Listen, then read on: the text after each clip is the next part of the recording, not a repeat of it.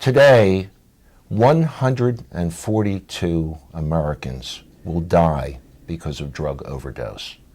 Countless more will be saved by the administration of the drug Narcan.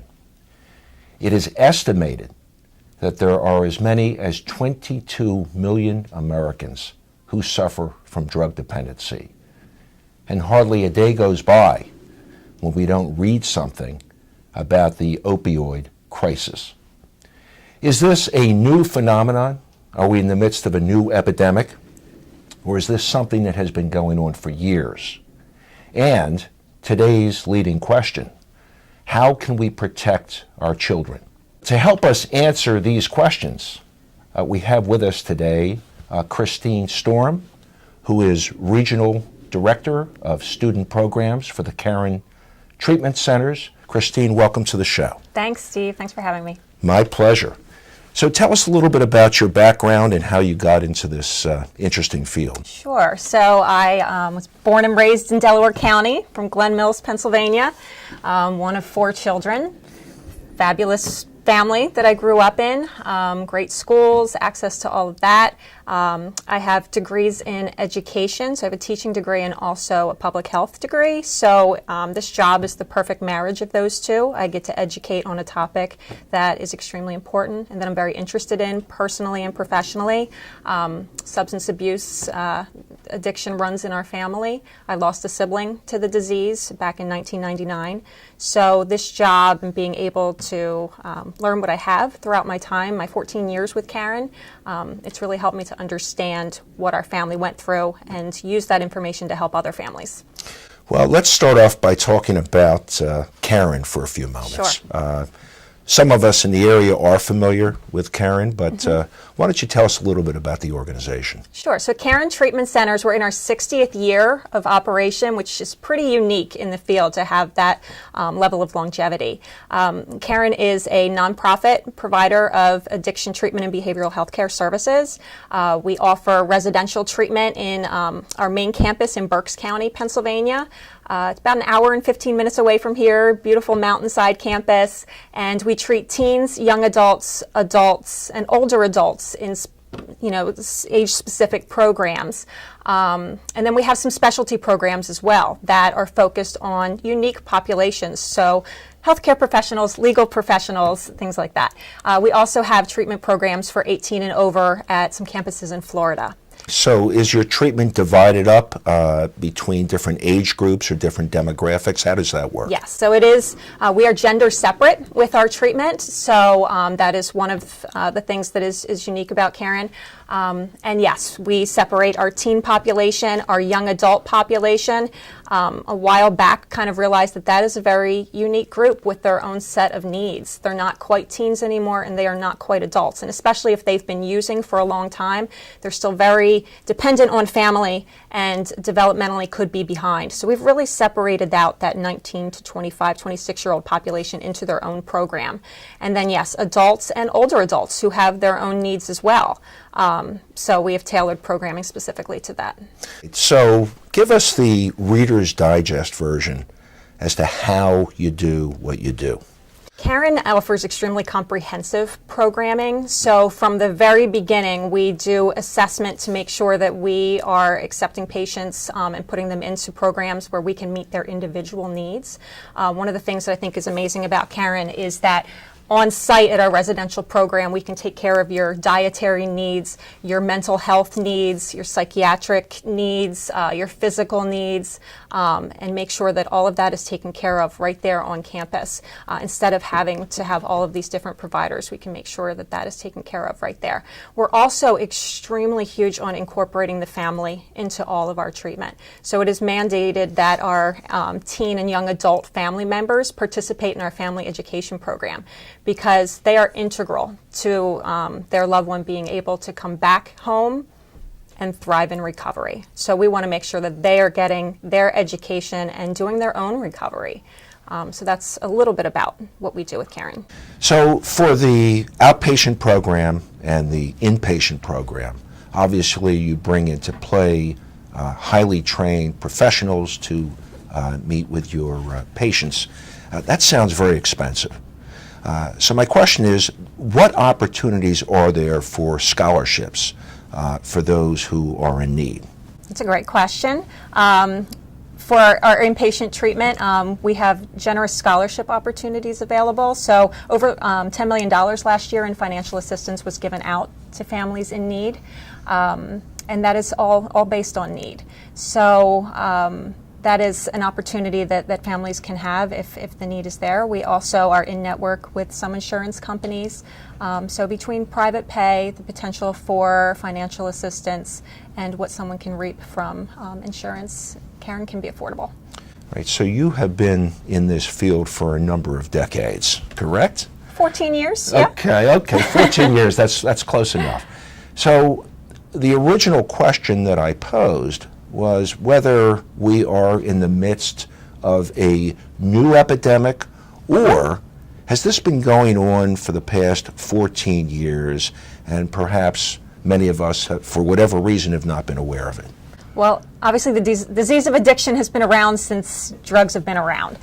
So that is not new. What is new now is this opiate epidemic that we are experiencing. The fact that 4 out of 5 heroin users now started their addiction with the abuse of opioids and then progressed to there. That is different than what we've experienced in the past. It's a totally different conversation that we have to have with kids, which is my job, is more prevention and intervention.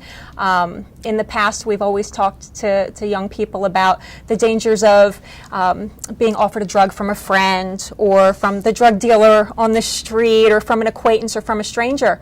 But now we have to change the conversation to the fact that the first time you might be exposed to one of the most addictive drugs there is could be through a prescription from your doctor after you break a bone or you have your wisdom teeth out.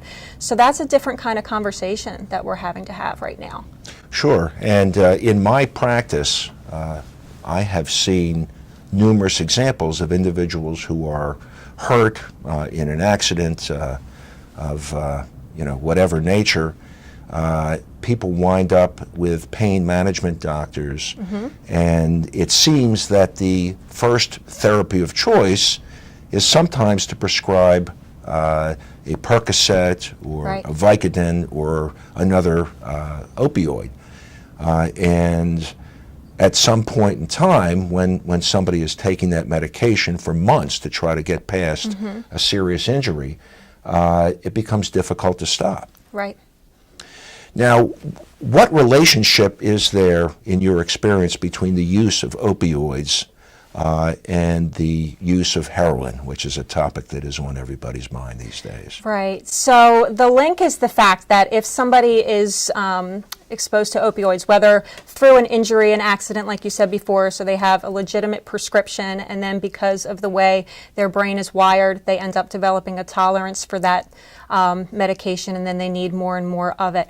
Or what we also see is that can just be something that somebody progresses to after the typical abuse of alcohol, abuse of marijuana, abuse of other things, and then eventually proceeding to the pain medications. Those medications are very expensive.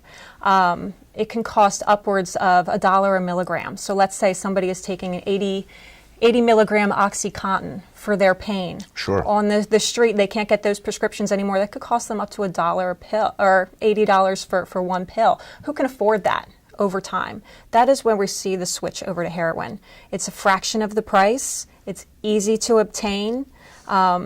The really scary part, though, the reason we're having the overdoses that we have now is when we're talking about illegal street drugs like heroin, you don't know what you're getting. The Philadelphia region has very pure, very cheap heroin, and we're seeing it being laced with things like fentanyl and carfentanil, which are 50 to 100 times more potent than heroin, and that's where we're seeing these clusters of overdoses happening.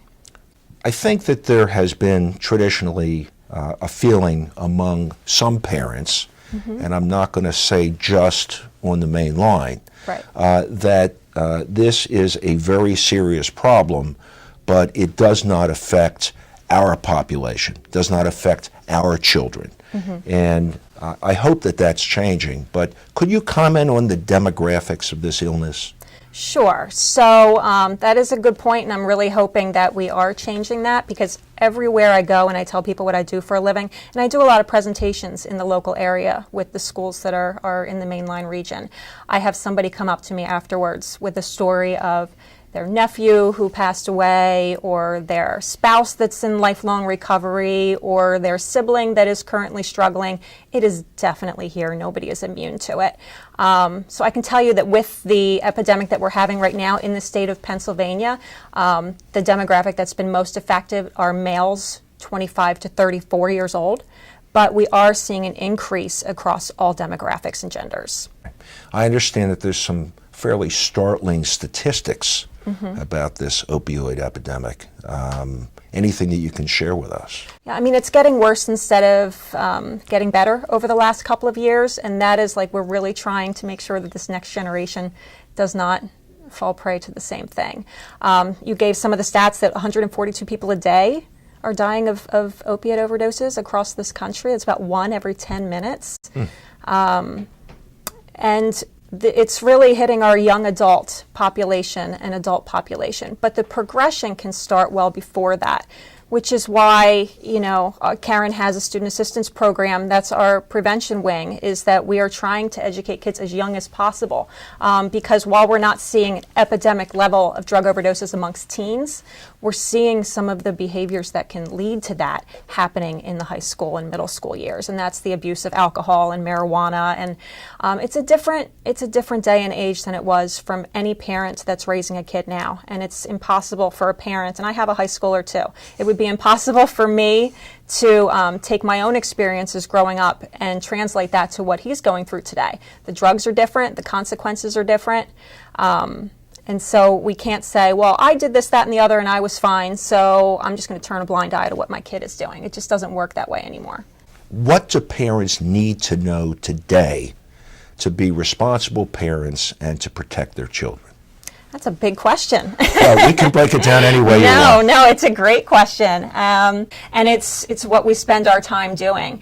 I think that there's a couple of risk factors parents should be aware of, okay? So if you have a family history of addiction, and that doesn't just mean as a parent yourself or your spouse, it could be grandparents, it could be aunts, uncles, cousins. We know that there's a genetic predisposition in this disease that, if somebody takes a drug, it can trigger these behaviors to happen, and can trigger the disease of addiction. Using at a young age, which is why we try to preach to parents and kids to delay as long as possible the use of substances. Somebody that starts abusing drugs and alcohol before age 15 quadruples their chances of dependence. So we want to delay that use as long as possible and really stick with following what the laws are. Parents need to know that you could be raising 4 children, but all 4 of them might have different needs.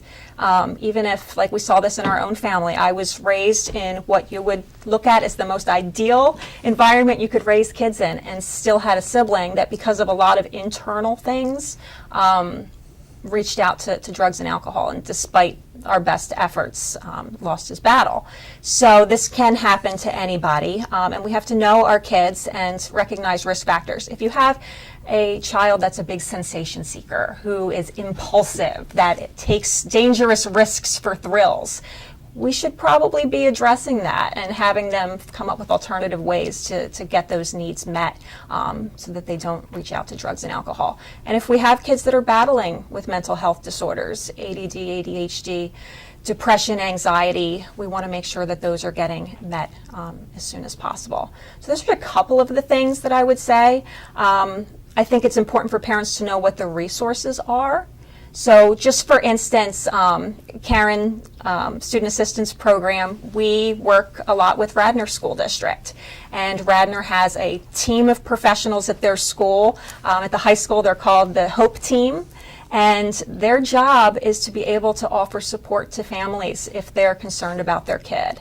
And this program exists in every school in the state of Pennsylvania. So if you're a parent and you've become aware that your child is maybe smoking marijuana or they're drinking on the weekends, you could reach out to this team. It's confidential, it's non-disciplinary, and they can help you figure out what resources are available to help them. And that might just be that their kid needs education. They might need outpatient, intensive outpatient. So those are just some of those things. If a parent wanted to reach out, is there a phone number that they call? Is there a website that they go to? How would they make this resource available to themselves? So, like I said, any K through 12 public school in the state of Pennsylvania has the student assistance program. So they would go to the school website and do some research. Usually the guidance staff at the school would be the ones that could point you in the right direction. If anybody needs information specifically from Caron about any resources, they could call our 800 number, 800-678-2332. Also our website, caron.org, and Caron is Caron. Okay. I think that might be an easier alternative for parents who might be reluctant to call the school, Right. which their kid is attending, because they might be afraid that they would somehow stigmatize their I child. totally understand that fear. Another phenomenal resource is our parent support groups that are completely free of charge, and they're in a lot of different communities. The closest one to here is in Rosemont, and that's parents helping parents who've been there. It's our parent and family support groups. So these are parents and family members who have a loved one who have battled addiction, and this is parents giving advice to other parents, completely free of charge, and you don't have to have any connection to Caron to attend one of these support group meetings. And again, would they go on the website to find information about that? Yep, all of that's on Caron's website. So the website is really one-stop shopping for all of these resources. It is. Okay. But let's go back a little bit. I mean, how young is too young to talk to kids about drugs? You're never too young. I've been talking to my son about this for as long as he can understand, but it has to be age appropriate. So National Drug Prevention Week, it's called Red Ribbon Week, is in October. And that is a time where even elementary schools are looking for programs. What could we even teach our kindergartners? And it's really at that age about poison prevention and respecting your body and understanding that there are dangerous things out in our world that if we expose ourselves to them, it could be fatal. The difference between an adult's body and a kid's body. And it has to be developmental because we know that little kids, you're preaching to the choir, anything you tell them they're going to do. But as it gets a little bit older and the peer influence really sets in, middle school age is when we start seeing, okay, well, wait a second. I've had some friends that told me marijuana is really not that big of a deal. So you're having to have like conversations where you're helping them to weigh the pros and the cons and to see how this could be detrimental for themselves. And how do you say no and all of that kind of stuff. Could you give us a little bit of an approach, because I think that the early adolescent conversation is very important. I think a lot of us who have raised children have been in a situation where your child comes home, other kids are using marijuana or consuming alcohol. That's a tough conversation without labeling a friend as a bad person.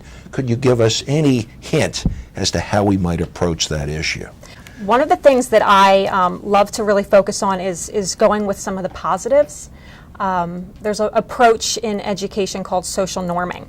So if I go into a classroom and I ask a group of 7th graders, what percentage of high school students do you think smoke marijuana and drink on the weekends? They say, everybody. 90%, 95%. Their perception is that this is the norm. Everybody is using. And that is just not true. So we really try to highlight that there are actually more kids that on a regular basis are not using drugs and alcohol than are.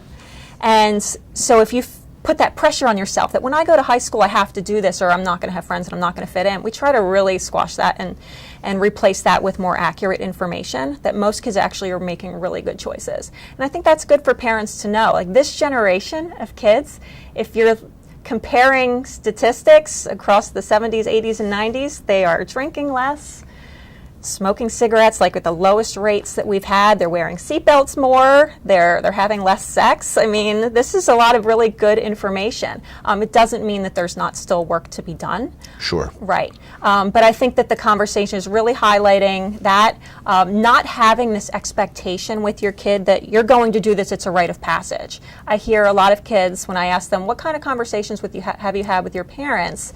They say, well, you know, my parents said to me, you're a teenager, I know you're going to drink, I know you're going to smoke marijuana, just don't be dumb about it. That's confusing to a kid because it's basically like they think that they're expected, that they're going to do this. And why are we giving that message? I think that we should expect that our kids are going to follow the law and that they're not going to do that, but we want to be balanced in our parenting approach. Don't be so authoritative and scare them so much that if they do make some choices that aren't great, that they'd be scared to come to you. We want to make sure that that's an open kind of relationship. If a parent suspects that their child is experimenting with drugs or drugs and alcohol, Right. what do you recommend as a next step? I really do recommend that they do something about it. So the first thing is going to be a conversation with their kid. And it's difficult because people don't want to overreact and they don't want to underreact. So I would say one thing that you can do is have your son or daughter get an assessment done, an evaluation to determine where is this at, right? So is this something that is very new and very much in the beginning and they just need some level of education and better boundaries at home and some rules and maybe getting grounded and that kind of stuff? Or have we gone beyond that? Are we at the point where our child is now seeking out substances to fix or correct something about themselves that they don't like, which is a big thing that we start to see as a real risk factor for addiction, is when somebody is self-medicating with substances. So we want to make sure that we get an evaluation done for them and get help for them. There was a really interesting study that came out earlier this year from Arizona State University, and it was a prospective study. So they followed seniors in high school through age 26, and it was all kids from the Northeast who were from upper middle class backgrounds and went to really prestigious high schools. And what they found is that these kids, once they were an adult, the women had 2 times the rate of the national average with substance use disorders, and the men were 2 times the rate. So what we would generally think of as being a protective factor, raising a kid in this environment, there's actually some pretty big risk factors that we're finding. And one of them, I think, is that if a young person is really academically motivated, maybe they're a phenomenal athlete, there's a real work hard, play hard mentality that can exist in this area, that those kids might get to a place where they're using really heavily, but it's not necessarily right away affecting their grades. It's not necessarily right away affecting their sports. So it's real easy for parents to get complacent and say, well, as long as their grades are okay, we're just going to wait on this. And that can spiral out of control and progress. Well, that sort of segues into my next question. Are there things that you absolutely feel that parents should not do? Empty threats. That's a big one. If you ever do this again, I'm kicking you out of the house. And then they put those empty threats out there and they don't follow through on anything. And there's a lot of anger and stuff like that. I think parents not getting help and support for themselves is a really bad idea. Like, this is a family disease. When you have a kid that is abusing substances, and it's gone beyond just the experimental, we're talking about, like, we're having serious consequences now, and the consequences are ongoing. Trying to handle that on your own, withdrawing within yourself. A lot of times families will isolate themselves at these moments when it's really a time where they need more support than ever around them. So I think not being afraid to reach out for help, to put your story out there, not be ashamed of that, all of that's really important. Are you seeing an increasing level of acceptance in the school districts and in the general community about this disease? I think so. We are getting more parents that come out to parent education events than we ever have before. We're having parents being more vocal to other parents about like, let's keep in contact. Our kids are hanging out together. Let's make sure that we are communicating about where our kids are at on a Friday night, and making sure that our family values match with their family values. The word is getting out about, I think, social hosting laws and how dangerous it is as a parent to host an underage drinking party. I got to tell you, you are leaving yourself open to so many legal, I'm sure you know this. Absolutely. Legal ramifications, and also morally. Like, as a parent who is not accepting of this for their kid, I would be pretty livid if another adult served my child alcohol. Sure. Yeah. So we have to, like, parents who have firm, I don't I expect you not to use, have those firm rules with their kids, they're less likely to use. So this whole idea that if I deny them alcohol, they're going to go wild when they go off to college, it's really not true. Like the kids that are drinking heavily or using other stuff in high school are the ones that are going to use the most heavily in college that we see. But that doesn't mean that you still can't educate and have conversations and help kids to understand what the effects of these things are. Well, that's a good point. Now, there is a lot of confusing information out there about marijuana. Yes.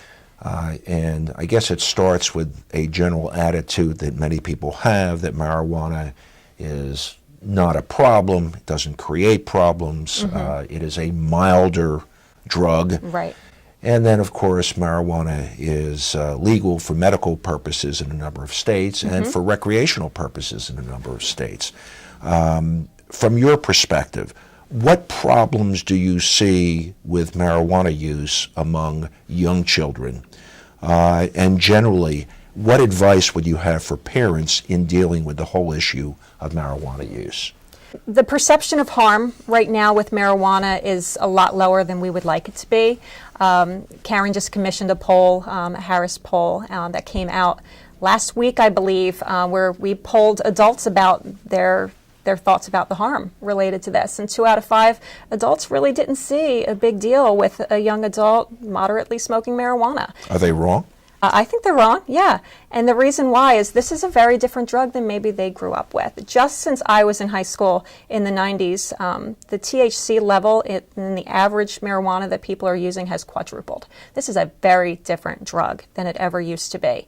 And with it being the industry that it is now, it's not just marijuana smoking, it's hash oils, it's concentrates, it's edibles, and these are some potent things, and we are seeing more people ending up in emergency rooms for adverse reactions because of the potency level and thinking they're having a heart attack or a panic attack.